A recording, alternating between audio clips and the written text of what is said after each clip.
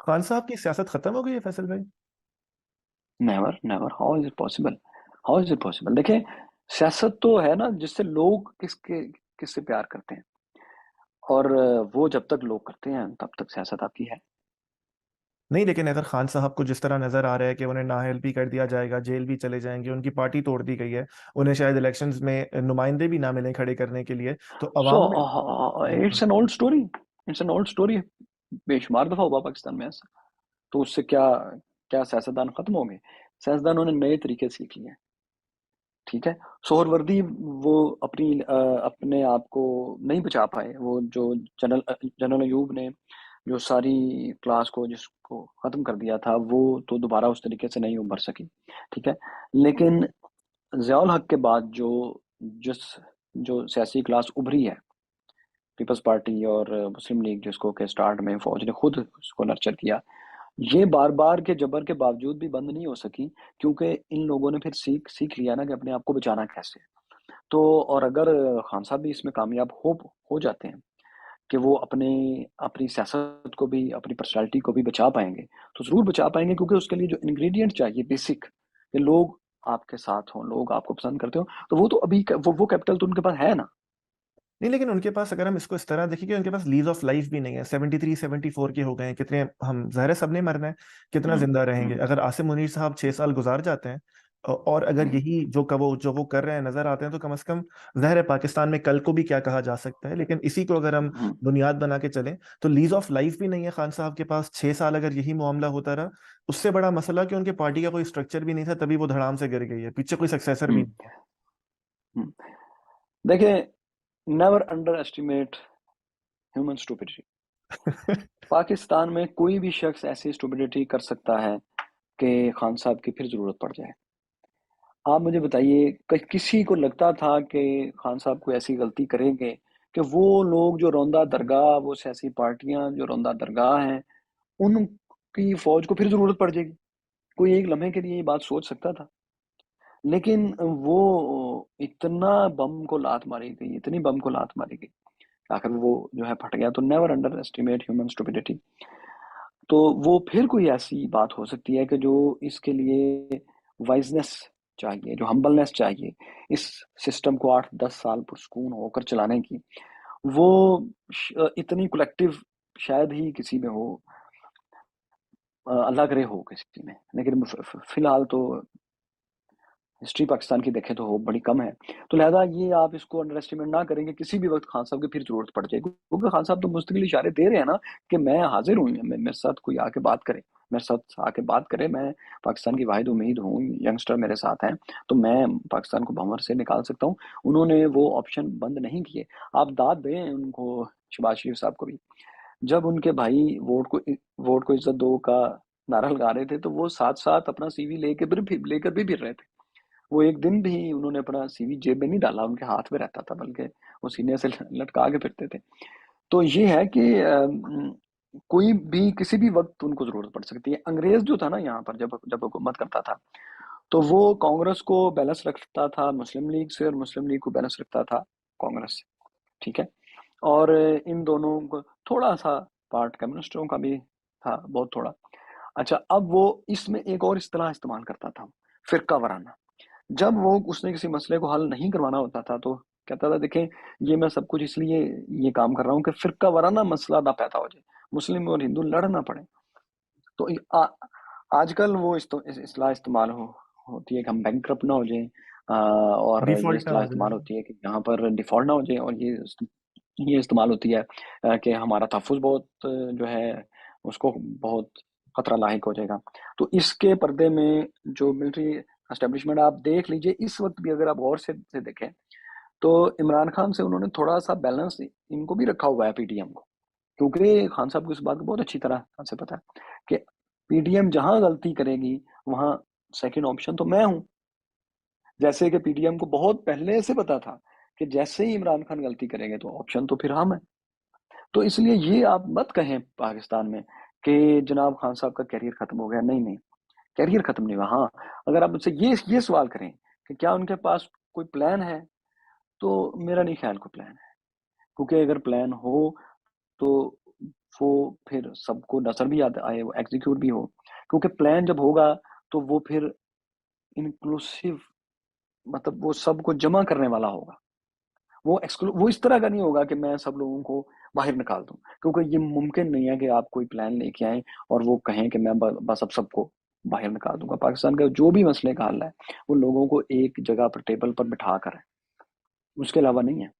तो इसलिए एक और सिल्वर लाइनिंग जो मैं आपको बताऊँ, जिससे आपको ये पता लगेगा कि पाकिस्तान सही सिमत में जाना शुरू हो गया, वो तब होगा जब अ, ये बात भी होगी कि ये हम सब एक टेबल पर आकर बैठते हैं, अपनी गलतियाँ मानते हैं, और ये बात इमरान खान साहब की तरफ से आएगी। तो भी आपके लिए बहुत अच्छी है, आपको पहली बार पाकिस्तान में होप, आप एक दफ़ा फिर बहुत अरसे बाद देखेंगे कि हाँ, अब हम सही से जा सकते हैं। फैसल भाई, खान आपने खुद भी कहा कि खान साहब ने बम को बहुत बार लात मारी। अगर हम लिस्ट भी तरतीब दें तो बहुत सारी गलतियां हो सकती हैं। आपके ख्याल में सबसे बड़ी खान साहब से क्या गलती हुई? सबसे बड़ी गलती जो उनसे हुई, वो ये हुई कि उन्होंने बहुत ज़्यादा जो रिलाय था, वो एस्टेब्लिशमेंट पर कर लिया। अच्छा, अब इसमें एक बात है कि आपने अवाम पर तो रिलाय करना है, लेकिन अवाम का मतलब ये नहीं है कि सिर्फ़ आपने अपने वोटर पर रिलाय करना है। आपने पॉलिटिकल पावर्स के साथ मिलना है, यानी जहाँ आपको आपको मुश्किल आएगी, आप पार्लियामेंट के साथ खड़े होंगे। आपको नहीं भी मुश्किल, तो आप पार्लियामेंट को स्ट्रॉन्ग करेंगे। ये एग्ज़ैक्टली वही गलती है जो मियाँ साहबान भी करते हैं, कि वो पार्लियामेंट को स्ट्रॉन्ग नहीं करते। तो खान साहब की जो कॉन्स्टिट्यूएंसी थी, वो सियासी जमातें थीं। आप इख्तिलाफ करते, आप इत्तेफ़ाक करते, आप लड़ाई करते, आप झगड़ा करते, आप उनके साथ रहते। क्योंकि आप एक बरादरी हैं। आप लोगों के तमाम लोग आप नुमाइंदे हैं, आप हैं लोगों के नुमाइंदे, ठीक है? आपने अगर एस्टेब्लिशमेंट से पाई का एक हिस्सा लेना है और पाकिस्तान के अवाम को देना है, तो आपने मिलकर ही उनसे ले सकते हैं। तो उनसे जो सबसे बड़ी गलती हुई, जिसको समझने में उन्होंने उन्होंने गलती की, उन्होंने ये समझ लिया कि मेरे अलावा तमाम के तमाम लोग जो हैं, वो पाकिस्तान का बिल्कुल कोई भला नहीं चाहते। उनको पाकिस्तान से कोई हमदर्दी नहीं है। वो पाकिस्तान को सिर्फ़ और सिर्फ़ लूटने के लिए आए हैं। लिहाज़ा उनसे ना मैं बात करूँगा, और अगर बात भी उनसे करूँगा, तो इस तरीके से करूँगा कि उनको उनको पहले डिग्रेड करूँगा, उनको स्नब करूँगा, उनको कहूँगा तुम तो अपनी जो है चोरी बचाने के लिए मुझसे बात करना चाहते हो, हाँ, चोरी के अलावा मुझसे बात करनी है तो कर लो। जब आप उस किसी को ये कह के बातचीत की दावत देंगे, तो ज़ाहिर है ये फिर ग्रेसफुल दावत तो नहीं होगी ना। तो लोगों से जब बात की जाती है, तो पहले उनको इज़्ज़त दी जाती है, अपने मुखालफिन को भी, और ये समझ के बात की जाती है कि जिनसे बात कर रहे हैं दे आर ऑनरेबल पीपल, वो लोगों के नुमाइंदे हैं। लेकिन अगर आप किसी को पहले अपना माइंड बता के बात करें कि मैं तो आपको बहुत बुरा इंसान समझता हूँ, और अलल-ऐलान ये बात कहें, मैं तो बहुत आपको जो है करप्ट समझता हूँ, बुरा इंसान समझता हूँ, और आप तो पाकिस्तान के मफाद में कोई काम नहीं करते, आप तो चोर हैं, आप तो डाकू हैं, तो फिर ज़ाहिर है कोई आपसे कैसे बात करेगा? तो मेरे ख़्याल में खान साहब से जो पाकिस्तान के लिए, पाकिस्तानी हिस्ट्री को मैं अगर देखूँ, तीसरा ऐसा मौका आया जिसमें कि पाकिस्तान को बदल देने का चांस उनके पास आया। उसमें उन्होंने जो गलती की, वो ये थी कि खुद को पॉलिटिकल लोगों से डिस्टेंस कर लिया। यानी एक एक आप एक सियासी काम करने आए हैं और आपने ये कहा कि मैं सियासतदान नहीं हूँ। जबकि दुनिया में कोई भी ऐसा शख्स नहीं है जो बतौर रिफ़ॉर्म्स करने आए और वो कहे मैं रिफ़ॉर्मिस्ट नहीं हूँ।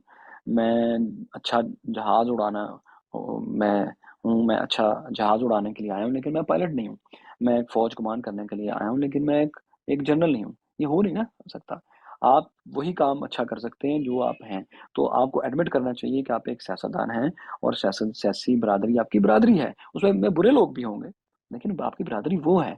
अभी देखिए, अगर खान साहब सियासी जमातों के साथ खड़े होते, तो आज उनको ये दिन ना देखना पड़ता, बल्कि पाकिस्तान को ये दिन ना देखना पड़ता। पाकिस्तान आज बहुत बेहतर पोज़ीशन में हम इसको इसको देख रहे होते, हम और आप बड़े खुश होते, और आज हम देखें कितने परेशान बैठे हैं।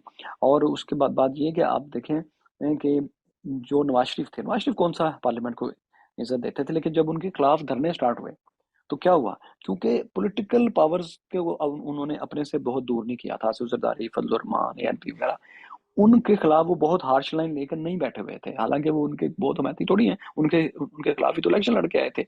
वो उनका नवाज़ शरीफ का जो जो वो इलेक्शन जीते, वो तो सारे का सारा जो था, वो आसिफ ज़रदारी के खिलाफ कैंपेन थी उनकी, 2013 का, कि जनाब मुझे वोट दो वरना आसिफ ज़रदारी आ जाएगा। इमरान खान को वोट ना देना, इमरान खान को वोट दोगे तो उसका मतलब है कि आसिफ ज़रदारी आ जाएगा। इसी तरीके से इलेक्शन जीते थे ना। लेकिन इलेक्शन जीतने के बाद उन्होंने आसिफ ज़रदारी को, फजल रहमान वगैरह को वर्किंग रिलेशनशिप उनसे एक अच्छा कायम रखा, जिसकी वजह से उन पे जब दबाव आया, तो पॉलिटिकल पावर्स उनके साथ खड़ी हो गई। नवाज शरीफ को बचाने के लिए नहीं, इसलिए ताकि कल को हमारे ऊपर भी मिलिट्री से आए दबाव, तो हमारे साथ भी पॉलिटिकल पावर्स खड़ी हों। तो खान साहब से आपने मुझसे पूछा सबसे बड़ी गलती क्या हुई? मेरा ख्याल है कि जेन्युइनली वो और उनके सपोर्टर पाकिस्तान को मुश्किलात से निकालना चाहते थे। लेकिन गलती उनसे ये हुई कि उन्होंने पॉलिटिकल जो दूसरी पावर्स थी, उनको इस कदर ज़िच कर दिया कि कोई चाह कर भी फिर उनके साथ खड़ा नहीं हो सका। इसमें एक और चीज देखिए, अगर हम खान साहब का मौकफ देखें तो वो कम से कम, अगर हम on the face of it देखें तो वो कहते हैं ना, यार ये मुनाफिकत मैं क्यों करूं? क्या इन लोगों की करप्शन, या कम से कम करप्शन का इल्जाम, या कम से कम करप्शन का तासुर है? जी बिल्कुल है। क्या उन पे स्टोरीज नहीं हुँ, की गई, princess and the play boy और क्या क्या, नवाज शरीफ हुँ, साहब के मुतालिक? क्या इन्होंने ये सब हुँ, किया? क्या इन्होंने अपने मफादात के लिए सुप्रीम कोर्ट पे हमला किया, असेंबली तोड़ी, इवन अपनी पार्टीज के नुमाइंदों को ये लोग निकाल देते हैं, जब कोई अभी जैसे हम देख रहे हैं मिफ्ता इस्माइल वगैरह, इनके साथ इन सियासतदानों ने क्या क्या नहीं किया? तो खान साहब की ये हाई मोरल पोजीशन नहीं थी कि भाई मैं इनसे बात ही नहीं करना चाहूंगा, जो कि हुँ। पाकिस्तान का जो हाल है वो इन्होंने तो किया है। देखिए हाई मॉरल पोज़ीशन जो है ना वो सिलेक्टिव नहीं हो सकती, ठीक है? यानी मैं हाई मॉरल ग्राउंड आपके खिलाफ तो ले रहा हूँ, लेकिन दूसरे शख्स के खिलाफ नहीं ले रहा। ये कहते हुए कि पाकिस्तान के सियासतदान करप्ट हैं, इनके खिलाफ स्टोरियाँ छपी हुई हैं, ये कहकर आप जिस एस्टेब्लिशमेंट की सपोर्ट ले रहे हैं और उनसे मिल रहे हैं, उनसे बात कर रहे हैं और उनकी बैक ले रहे हैं, वो तो इनसे ज़्यादा करप्ट हैं। उनके जराइम इनसे ज़्यादा घिनौने हैं। हमूदुर रहमान कमीशन रिपोर्ट सियासतदानों के बारे में तो नहीं है, ठीक है? क्या उससे बड़ा क्राइम कोई इंसानी तारीख में, पाकिस्तान की हिस्ट्री में इतने बड़े क्राइम पाकिस्तान के सियासतदानों के हैं, जितने हमूदुर रहमान कमीशन रिपोर्ट में जनरल्स के हैं? क्या हैं? नहीं है ना। पाकिस्तान में मार्शालाओं के बीच में जो नाइंसाफियां, जो करप्शन की गई है, क्या वो उससे बड़ी करप्शन किसी एक सियासतदान ने भी की है? मुझे बताइए। किसी नहीं ने नहीं की ना। नहीं। तो लिहाजा मोरालिटी जो है, हाई मॉरल ग्राउंड जो है, वो सिलेक्टिव नहीं हो सकता। वो अगर आपने हाई मॉरल ग्राउंड ग्राउंड लेना है तो आपने अवाम के साथ लेना है।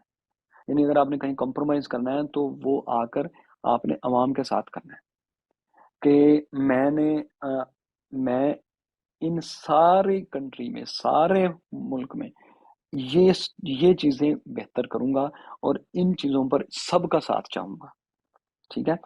ये बात बात कहने के बाद आपने सबसे ताउन लेना है, सबको ग्रेस दिखानी है।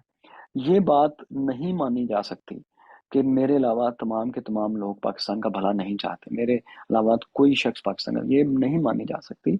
ऐसा नहीं होता, ऐसा पॉसिबल नहीं है। चंद एक शख्स तो होंगे अपने मफादात की वजह से, जैसे आपकी गर्दन में अगर किसी ने फंदा डाला हुआ है तो ज़ाहिर है आप कहेंगे कि यार मेरा फंदा तो साइड पे पहले करो ना, फिर मैं तुमसे बात करूंगा। तो ये बात यहाँ तक तो है ठीक, लेकिन मैं ये कहूँगा नहीं, अब्बास जो है ना ये जो है ना हर वक्त मेरा बुरा चाहता है। ये नहीं, अब अब्बास अपना कुछ भला जरूर चाहता होगा, लेकिन मेरा बुरा चाहना ऐसी बात नहीं। तो बात यह है कि हाई मॉरल ग्राउंड सिलेक्टिव नहीं होता। फैसल भाई, ये बताइए कि क्या खान साहब ने खुद को ओवर एस्टिमेट कर लिया था और स्टेट को अंडर एस्टिमेट कर लिया था? मैं स्पेसिफिकली इसमें ये कहना चाहूंगा कि अभी रिसेंटली वो बीबीसी को इंटरव्यू दे रहे थे अदालत की पेशी के मौके पर। उन्होंने कहा कि ये जो आसिम मुनीर साहब हैं ये मुझसे पेट्रिफाइड हैं, कि मैं आते ही हम्म, इनको आर्मी चीफ के ओहदे से हटा दूंगा। तो खान साहब ने खुद को ओवर हम्म। एस्टिमेट किया।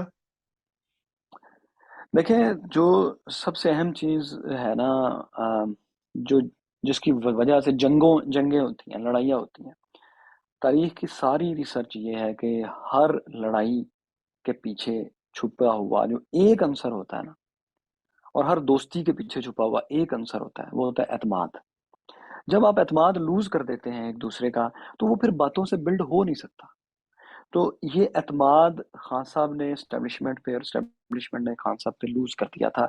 इवन अपोजिशन जमातों ने भी इन पर, और इन्होंने अपोजिशन जमातों पर लूज कर दिया था। और एतमाद ऐसी चीज है कि एक दफा गिर जाए तो फिर जल्दी बिल्ड नहीं होता।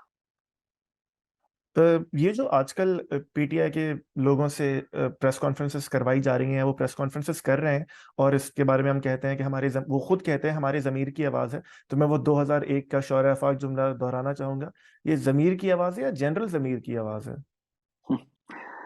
नहीं नहीं, ये जाहिर है ये हो नहीं ना सकता कि अभी इलेक्शन होने वाले हैं और आप एक जो है पॉपुलर पार्टी को छोड़ना शुरू कर दें।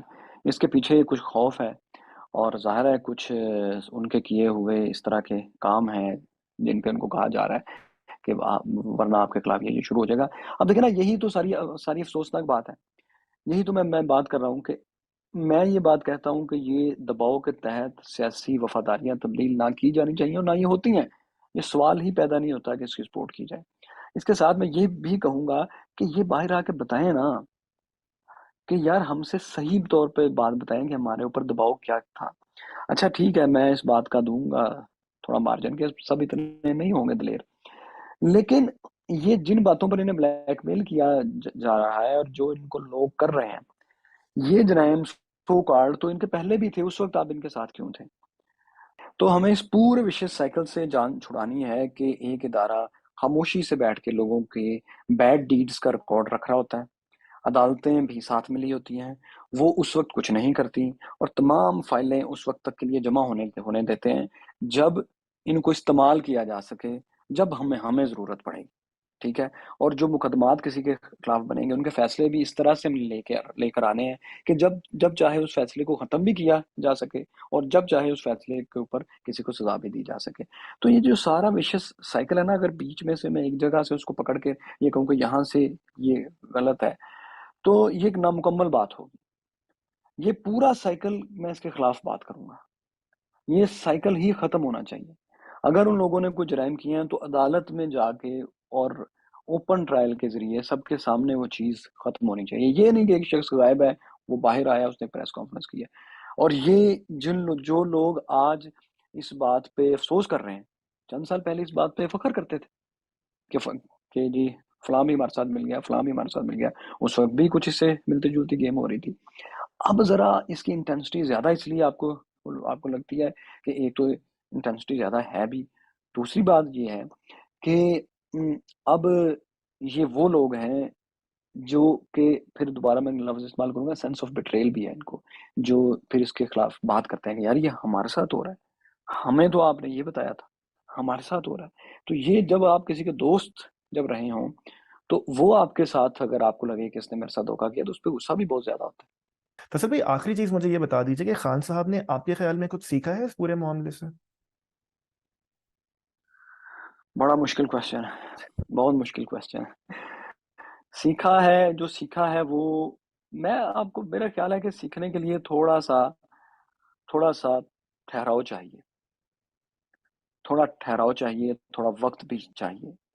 तो मेरा ख्याल होगा कि कोई बड़ा लीडर दुनिया में ऐसा नहीं है, जिसको बहुत किसी चीज़ की जल्दी रही हो। तो इस वक़्त जो जो कहते हैं हम होने के किस्से सभी हो चुके, तुम हमें खो चुके, हम तुम्हें खो चुके। तो बात ये है कि कुछ देर के लिए खान साहब को चाहिए कि थोड़ा बैक फुट पे जाके थोड़ा-सा गौर करें कि कौन-सी ऐसी बातें थी जो जिनसे वो पाकिस्तान की ज़्यादा बेहतरी के लिए काम कर सकते थे, लोगों को साथ मिला सकते थे और ये जो हेट पाकिस्तान में क्रिएट हुई है, इसको थोड़ा कूल डाउन कर सकते थे। ताकि पाकिस्तान के लिए कुछ अच्छा स्टेप लिया जा सके।